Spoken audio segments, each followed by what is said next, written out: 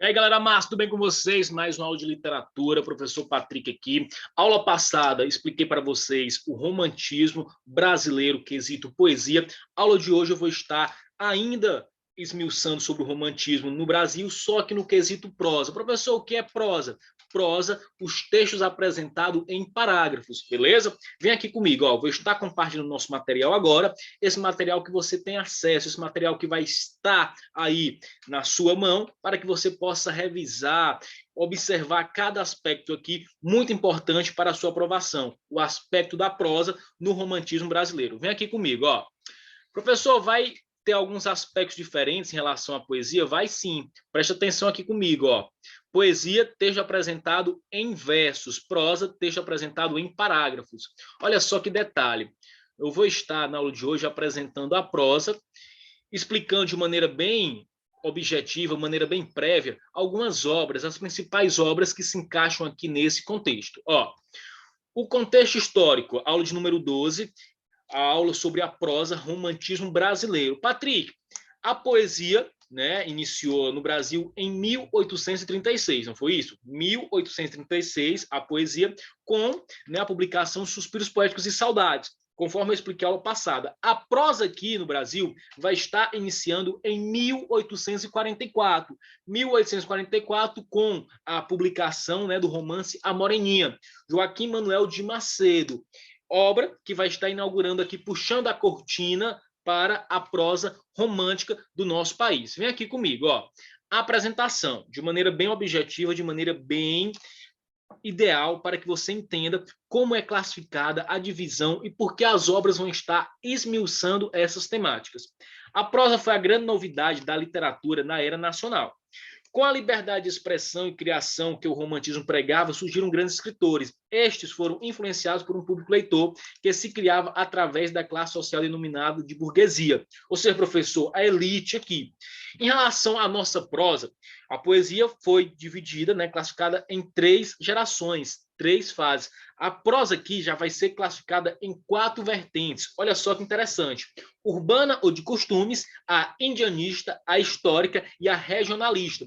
Eu vou estar apresentando para vocês as características, algumas obras em relação a cada vertente dessa, para que você entenda como a prosa é de suma importância para a sua aprovação.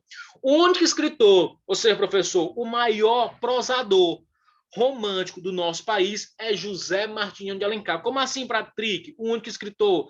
Ele, galera, foi o único que escreveu obras evidenciando o aspecto urbano, evidenciando o aspecto indianista, evidenciando o aspecto histórico, evidenciando o aspecto regionalista, ok? Vem aqui comigo. Lembrando que nesse contexto, né, devido à chegada da família real, nós vamos observar aqui que o nosso romance ele foi iniciado, né, ele foi apresentado através do romance de folhetim. Professor, como é isso, romance de folhetim?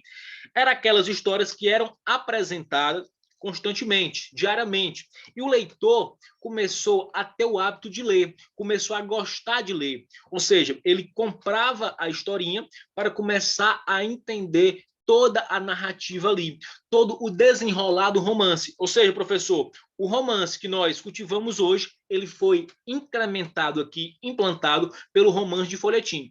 Inclusive, nesse slide, eu coloquei o conceito de folhetim aí para que você entenda. O folhetim consiste em fragmentos ou capítulos de um texto literário, romance ou novela, que eram publicados regularmente em jornais e em revistas da época. Jornais e revistas da época, desse contexto, né? Século XIX, que vão estar publicando para ter esse feedback com o leitor. Vem aqui comigo. O nosso maior prosador romântico, José Martinho de Alencar. Um cara que vai estar apresentando uma biografia vasta aí.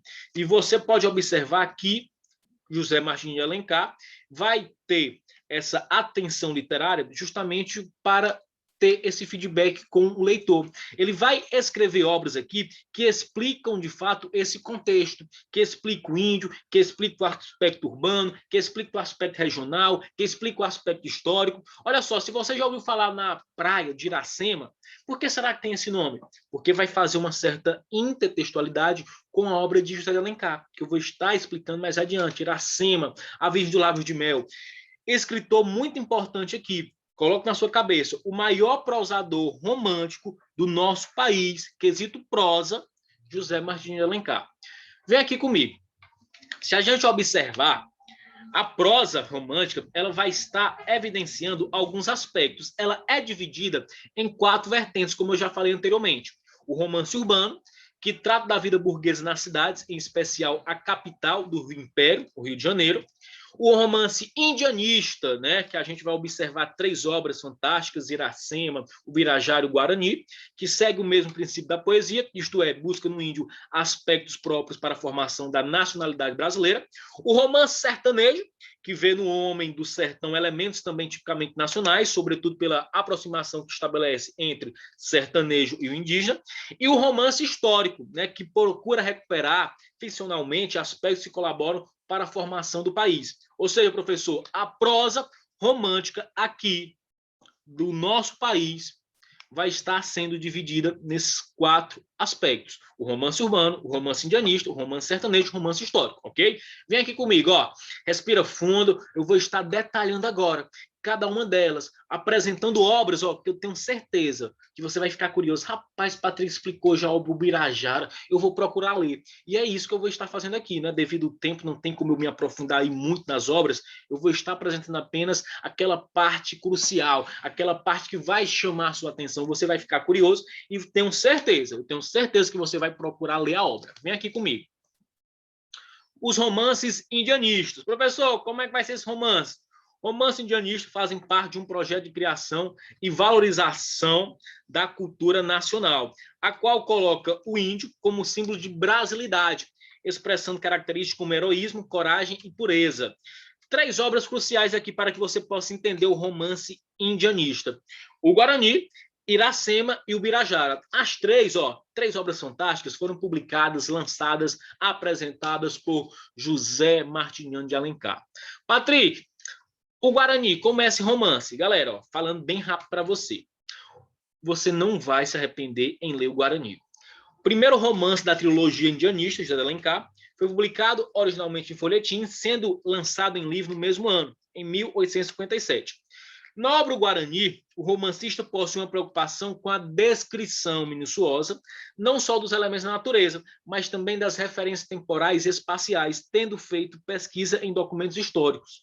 O herói da obra é um indígena europeizado, ou seja, professor, com traços aí da Europa, que vive em contato com os brancos. E nós vamos observar que José de Alencar, ele vai fazer, galera, esse aspecto de mistura, mostrando aí como é o brasileiro. O brasileiro quer fruto de quê? De várias raças, de vários povos. É isso que ele vai estar detalhando aqui em O Guarani. É claro, sempre exaltando a concepção do índio. O Birajara, professor, o romance possui uma trama amorosa composta pelo personagem principal, um indígena, que ganha as honras do guerreiro, Jandira, uma das mais belas virgens da tribo do herói, prometida em casamento a ela e Araci, filha do chefe de Tocantins, por quem o herói se apaixona. Patrick, resumindo aqui. Galera, o Birajara vai ser já diferente do Guarani. O Birajara já vai estar demonstrando, de modo peculiar, a cultura indígena. Cada tradição, cada avanço, como o guerreiro era desenvolvido. Volto a destacar. José Martins de Alencar, outro escritor que vai ter essa preocupação em demonstrar que o índio é quem melhor nos representa. Iracema, uma das minhas obras favoritas, aí, Iracema, a Virgem do Lago de Mel, é uma obra, galera, se você já foi na praia de Iracema, por que será que tem esse nome? Porque, professor, faz uma certa intertextualidade com essa obra. Iracema, essa obra vai estar descrevendo o estado do Ceará. Olha só, descrevendo a natureza, essa riqueza. O mais famoso romance de José Martins de Alencar é Iracema, a Virgem dos Lagos de Mel. Meu Deus, como essa índia é linda! Como ela é, meu Deus, é pura. Patrick, olha a beleza aqui que ele vai estar descrevendo. A linguagem de Alencar revela uma narrativa construída de forma a privilegiar o ritmo do texto e a potencialidade poética das palavras. Ó, para deixar você mais curioso, Iracema não tem um final feliz. Não tem um final feliz. Procure ler a obra. Você vai adorar. Você vai adorar quando você ler a obra. Patrick, acabei de ler Iracema, gostei. Apesar do final não ser feliz, é uma obra fantástica. Faça isso. 3 obras aí, ó, que vão estar apresentando, esmiuçando essa concepção do romance indianista. Beleza? Mais adiante, professor. Mais adiante, nós temos os romances históricos, romances que vão estar descrevendo os fatos emblemáticos que marcam a nossa história, da formação do nosso país. Ou seja, se a gente observar, tem duas obras fantásticas de José de Alencar que vão estar descrevendo esse aspecto histórico. As Minas de Prata e Guerra dos Mascates. Olha só que interessante. As Minas de Prata trata dos bandeirantes e aventureiros que foram rumo ao sertão atrás de um lendário tesouro escondido. Foi graças a eles que a região foi povoada, foi descoberta. A narrativa tem Estácio Corrêa como personagem principal. Galera, é uma obra fantástica, uma obra que vai estar esmiuçando esse aspecto histórico e também bem engraçada, né? Foram atrás de um tesouro aí, né? Uma mina de ouro, professor, uma mina de prata, e de repente acaba descobrindo uma terra ali, e essa terra começa a ser povoada, a ser cultivada. E o romance urbano, né? Lembrando que eu estou falando isso de modo bem rápido, galera, porque são muitas obras. O romance urbano é aquele romance que vai estar focalizando a cidade, o aspecto, professor, de certa forma, da civilização. Se a gente observar, essa civilização vai estar girando em torno do Rio de Janeiro. Professor, por que vai estar girando em torno do Rio de Janeiro? Galera, não esqueça que é no Rio de Janeiro que a família real se instalou. Foi aqui no Rio de Janeiro que, de certa forma, o Brasil começou a ser desenvolvido, nesse contexto aqui romântico. Obras fantásticas aqui. Os romances urbanos inauguram a publicação da prosa romântica no Brasil, como eu já falei, 1844, com a obra A Moreninha. Fora A Moreninha, tem outras obras que vão estar esmiuçando esse aspecto urbano. Memória de um Sargento de Milícias, que vai estar apresentando, né, as aventuras de Leonardo Pataca, Pense no Malandro. Lucila e Senhora, Lucila, uma prostituta de luxo, e Senhora, né, uma obra fantástica que vai estar mostrando aí, né, o dinheiro, o amor, o casamento, com outra concepção. Eu vou estar detalhando algumas dessas obras aqui, para mostrar para você como a leitura nos fortalece, como você precisa ler essas obras para entender todo esse romance, esse aspecto prosaico.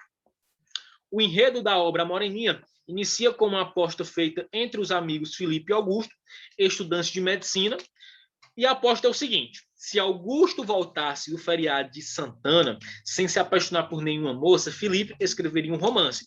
Caso contrário, quem escreveria seria Augusto. Assim a narrativa se desenrola com a aproximação e o amor que surge entre Augusto e Dona Carolina, irmã de Felipe. O escritor Joaquim Manuel de Macedo, por meio de um estilo fluido e linguagem pouco rebuscada, apresenta uma trama de fácil resolução, um pouco de mistério e um final surpreendente e feliz. Ó, A Moreninha aqui é a obra que vai estar inaugurando as nossas produções, a prosa no Brasil, ok? Como eu falei anteriormente, publicada em 1844. Procure ler A Moreninha, você não vai se arrepender. Dentro da prosa romântica também nós temos, né, a figura do malandro, professor, aquele que vai pintar e bordar aqui no Rio de Janeiro, né, que foi abandonado pelo pai, pela mãe, vai ser criado pelo padrinho, enfim. A obra Memória de um Sargento de Milícias, galera, pense numa bagaceira. É a obra que vai estar apresentando a figura do malandro. Sim, a figura do malandro, aquele cara que não tem tempo ruim, ó. Vai estar sempre se arrumando em confusão, sempre nesse quesito de curtição. Manuel Antônio de Almeida, com a obra emblemática Memórias de Milícias, romance que difere dos demais da época para apresentar características peculiares, com tom irônico. No Rio de Janeiro, vai estar sendo evidenciado, né, esse aspecto da civilização, como já falei, foi o ambiente que a família real se instalou, e o leitor vai observar que nesse mesmo Rio de Janeiro segue as aventuras de Leonardo Pataca. O protagonista aqui, ó, vai fugir aos padrões do herói romântico. Professor, ele é um anti-herói? Exatamente, ele é um anti-herói, pois se trata de um malandro que engana a todos. E a figura da mulher não é idealizada, uma vez que a mãe do próprio protagonista abandona marido e filhos logo no início do livro. Caramba, professor, que obra! É uma obra romântica, galera, uma obra que foi feita aí nesse período de transição entre o romantismo e o realismo. Por isso já vai estar apresentando fatos reais, né? Esse aspecto aí de abandono, esse aspecto, olha, o amor acabou. A mãe abandonou aqui o próprio marido, o próprio filho. Por isso, nós vamos considerar, né, Leonardo Pataca como um anti-herói. Uma obra aí lançada nesse aspecto de transição, ok? Vem aqui comigo. Patrick, já apresentei para você de maneira bem prévia, né, o romance indianista, o romance histórico, o romance urbano. E finalizando, eu vou estar martelando agora os romances regionalistas. Pois bem, romances regionalistas. Os romances regionalistas descrevem características, peculiaridades e costumes dos povos de diversas regiões do Brasil. Esse tipo de narrativa também faz parte do projeto de valorização da cultura nacional. Por meio de quê? Apresentar os costumes, professor, apresentar os aspectos geográficos de determinadas localidades. Esse aspecto que cada escritor vai estar voltado agora para a sua região. Aspecto bem semelhante com a segunda fase da prosa no aspecto modernista, com Raquel de Queiroz, José Lins do Rego, que nós vamos observar e estudar mais adiante. Detalhe, nos livros regionalistas, o objetivo do romancista, né, do romantismo, de desvendar o país, divulgar suas paisagens e seus diferentes povos, exaltando como representantes do nosso país, é alcançado ao mostrar uma realidade diferente dos dramas urbanos da corte. Olha só que interessante. Obra fantástica, O Sertanejo. José Alencar, que vai estar girando aí em torno de um vaqueiro, Arnaldo, que vai estar, professor, descrevendo aqui esse clima, descrevendo a região, descrevendo o sertão nordestino. Por isso, não é à toa que o romance regionalista ele vai ter essa característica, em demonstrar a região, o que chama de interessante, o que chama de importante em cada aspecto regionalista. Patrick, como assim?